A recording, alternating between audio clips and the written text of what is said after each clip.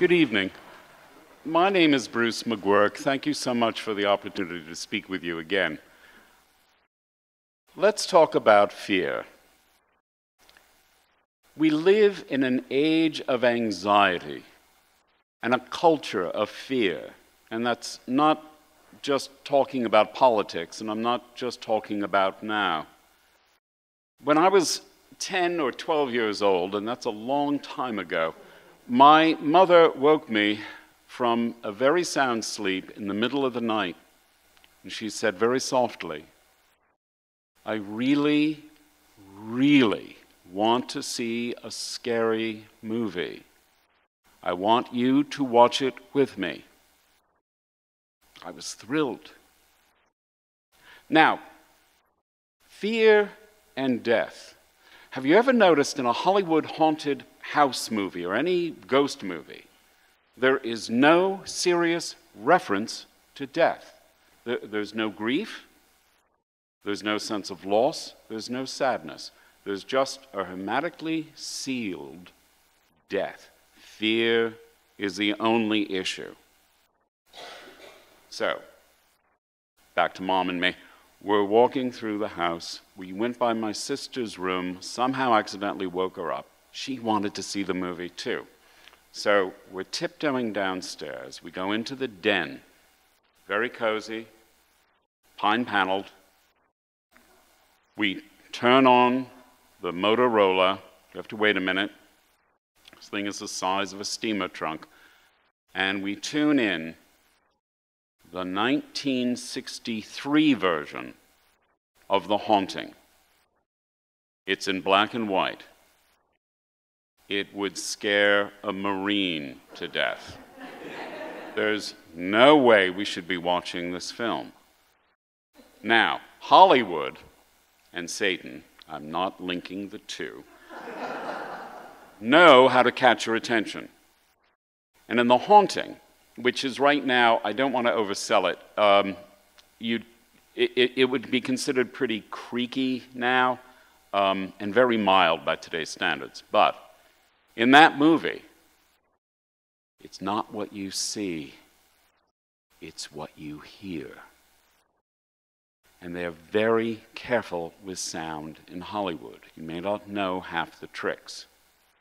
They have to mix in ambient sound. That's the sound that you always have around you, every moment of your lives, but you don't notice it.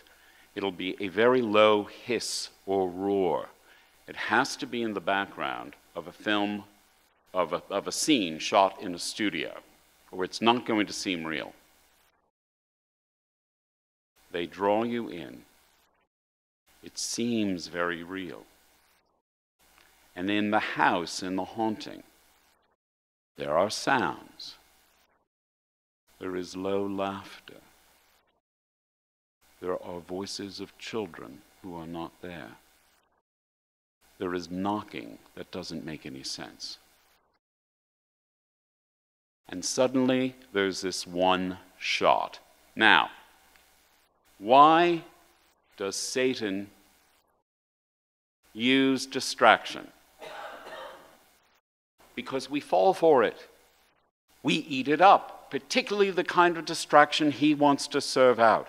We are drawn to misfortune. We are fascinated by evil.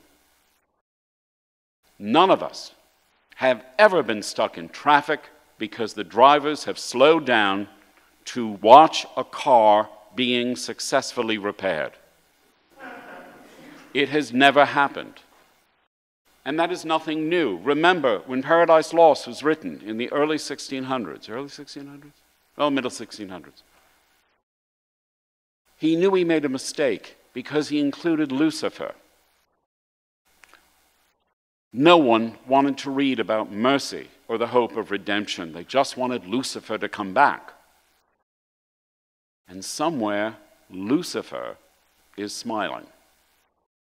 But back to our film. You have a shot. They use a trick which is called the bus. It's very hard to set up. You are distracted by movement in one side of the frame.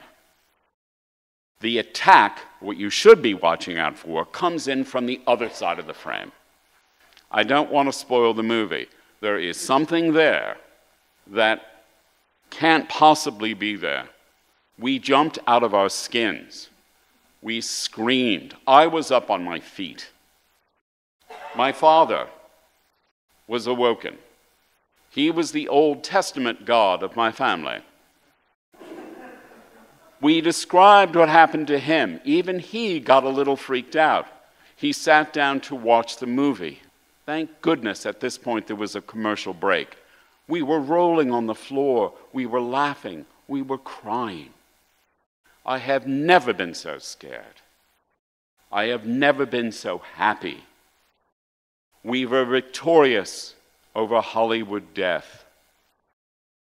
Now, why does Satan follow us around? And if you're uncomfortable with me talking about Satan and devils and demons, that's okay. Just take it as human nature.